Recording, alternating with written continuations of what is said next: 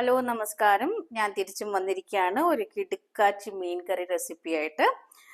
ഞാനിന്ന് ചെയ്യാൻ പോകുന്നത് നമ്മൾ തേങ്ങ അരച്ച അയിലക്കറി ആണ്. അപ്പോൾ എല്ലാവർക്കും എൻ്റെ ഒരു പുതിയ വീഡിയോയിലേക്ക് സ്വാഗതം. അപ്പോൾ തേങ്ങ അരച്ച അയിലക്കറി എങ്ങനെ ചെയ്യാമെന്ന് വേഗം തന്നെ നോക്കാം. എളുപ്പ വഴികൾ തന്നെയാണ് ഞാൻ പറയുക. അപ്പോൾ എൻ്റെ വീഡിയോ എല്ലാവരും മുഴുവനായിട്ട് കാണുക. അപ്പോൾ നമുക്ക് വേഗം തന്നെ വീഡിയോയിലോട്ട് പോവാം. അപ്പോൾ ഞാൻ പാനൊക്കെ ഇവിടെ റെഡിയാക്കി വെച്ചിട്ടുണ്ട്. സ്റ്റൗ ഓൺ ചെയ്തിട്ടുണ്ട്.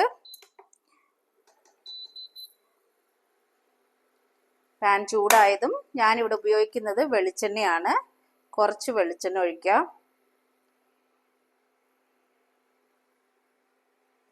എണ്ണ നല്ല ചൂടായിട്ടുണ്ട്. ഇതിലേക്ക് കുറച്ച് കടുക് ഇടുകയാണ്.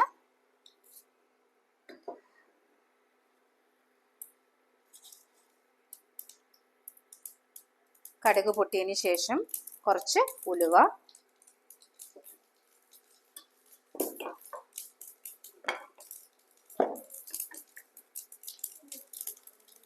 രണ്ട് വറ്റൽമുളക്, തീ കുറച്ച് വെക്കാം. കുറച്ച് കറിവേപ്പില,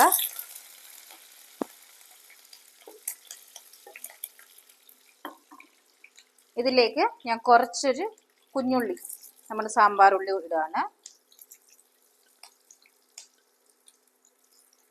അപ്പോൾ കുഞ്ഞുള്ളി കുറച്ച് കളർ മാറിയിട്ടുണ്ട്. അതിന് ശേഷം ഞാനിവിടെ ഒരു മീഡിയം സൈസ് സവാള എടുത്തിട്ടുണ്ട്, അതും കൂടി ഇടാം.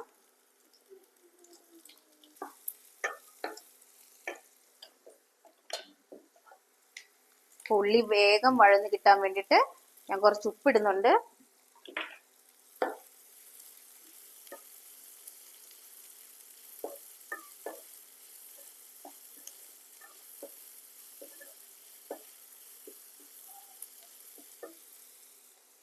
ഇതിലേക്ക് ഞാൻ 1 table spoon ginger garlic paste ഇടുന്നുണ്ട്.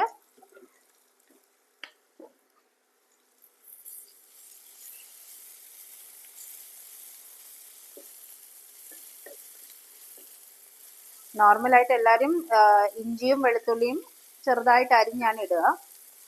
എനിക്കാണെങ്കിൽ ഈ ഇഞ്ചി അരിയുമ്പോൾ ഉണ്ടല്ലോ ഭയങ്കരമായിട്ട് കൈ പുകയും.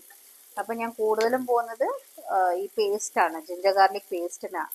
അതാണ് ഞാൻ പ്രിഫർ ചെയ്യുക. എന്താണെന്ന് വെച്ചാൽ നമുക്ക് പച്ചമുളക് അരിയുമ്പോഴും ചില പച്ചമുളകിന് കുറച്ച് പുകച്ചിലുണ്ടാവും. നല്ലോണം ഒന്ന് കളറ് മാറി ജിഞ്ചർ ഗാർലിക് പേസ്റ്റിൻ്റെ ആ പച്ചമണമൊക്കെ ഒന്ന് മാറുന്ന വരെ ഒന്ന് നല്ലോണം ഇളക്കി കൊടുക്കുക.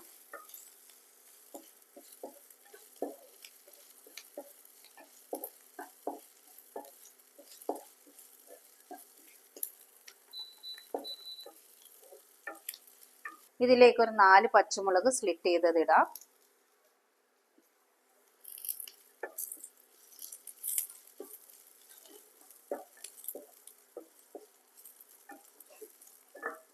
ഇതിലേക്ക് ഒരു തക്കാളി ഇടാം.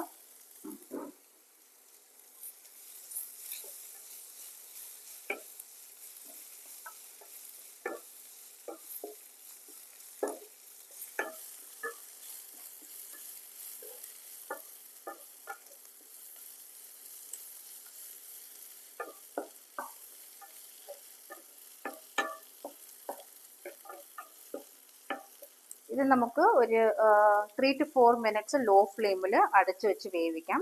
നമുക്ക് തക്കാളി നല്ലോണം ഒന്ന് വെന്ത് കിട്ടണം. നമുക്ക് തക്കാളി ഒന്ന് വെന്ത് വരുന്നതിനുള്ളിൽ നമുക്ക് അരപ്പ് റെഡിയാക്കാം. അതിന് വേണ്ടിയിട്ട് ഞാൻ ചെറിയൊരു മുറി തേങ്ങ എടുത്തിട്ടുണ്ട്. അതിലേക്ക് 1/4 ടീസ്പൂൺ മഞ്ഞൾപ്പൊടി, ഒരു 3 ടീസ്പൂൺ മുളക് പൊടി,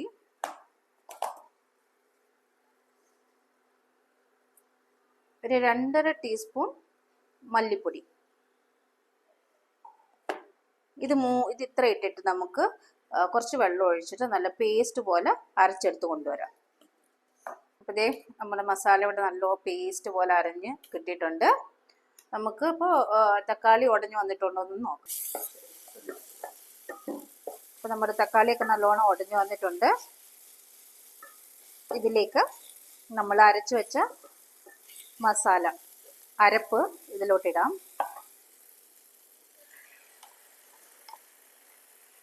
മിക്സിയിലിരുന്ന മസാലയും കൂടെ വെള്ളം ഒഴിച്ചൊന്ന് കലക്കി ഇതിലോട്ട് ഒഴിക്കാം. നമുക്ക് ഗ്രേവി വേണം, അതുകൊണ്ടാണ്. അപ്പം നമ്മുടെ തേങ്ങയുടെ അരപ്പ് നല്ലോണം ഒന്ന് വേകണം. നമ്മൾ വറുത്തരച്ചതല്ലല്ലോ, പച്ചക്കരച്ചതല്ലേ. അപ്പോൾ ഈ തേങ്ങയുടെ പച്ചമണമൊക്കെ ഒന്ന് മാറാൻ വേണ്ടിയിട്ട് ഞാൻ ഒന്നുകൂടെ ഒന്ന് അടച്ച് വേവിക്കാൻ പോവാണ്.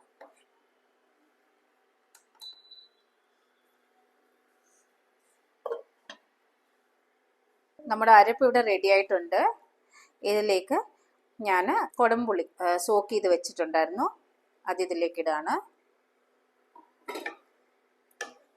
മീൻ ഇടാണ്ട് തന്നെ നമുക്ക് ആ മീൻകറിയുടെ ആ ഒരു ഫീൽ ഇപ്പോൾ കിട്ടുന്നുണ്ട്. ഇത് തിളയ്ക്കുന്നതിന് മുമ്പായിട്ട് നമുക്ക് മീൻ ഇതിലോട്ട് ഇടാം. നല്ല അയില, ഫ്രഷ് അയിലയാണ്.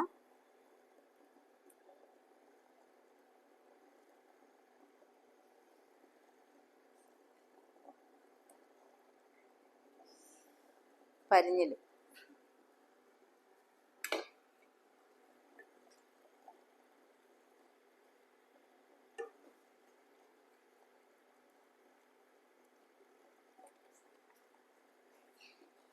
അപ്പം നമ്മുടെ അയിലക്കുട്ടപ്പന്മാരെ എല്ലാം മസാലയിൽ കുളിപ്പിച്ച് കിടത്തിയിട്ടുണ്ട്.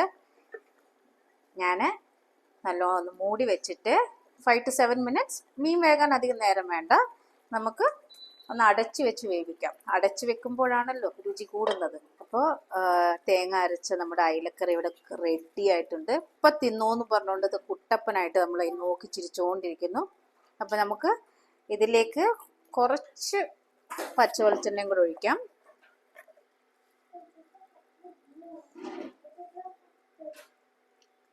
നല്ലോണം സെറ്റായിട്ടുണ്ട്. അപ്പോൾ നമ്മുടെ അയിലക്കൂട്ടാൻ ഇവിടെ റെഡി ആയിട്ടുണ്ട്. ഞാനൊരു മൺചട്ടിയിലോട്ട് മാറ്റിയിട്ടുണ്ട്.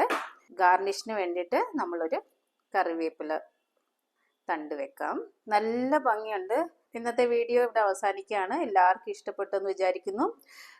സപ്പോർട്ട് ചെയ്യുക. സബ്സ്ക്രൈബ് ചെയ്യാത്തവർ സബ്സ്ക്രൈബ് ചെയ്ത് സപ്പോർട്ട് ചെയ്യുക. ലൈക്ക് ചെയ്യുക, ഷെയർ ചെയ്യുക, കമൻറ്റ് ചെയ്യുക. അപ്പോൾ അടുത്ത വീഡിയോയിലൂടെ കാണാം.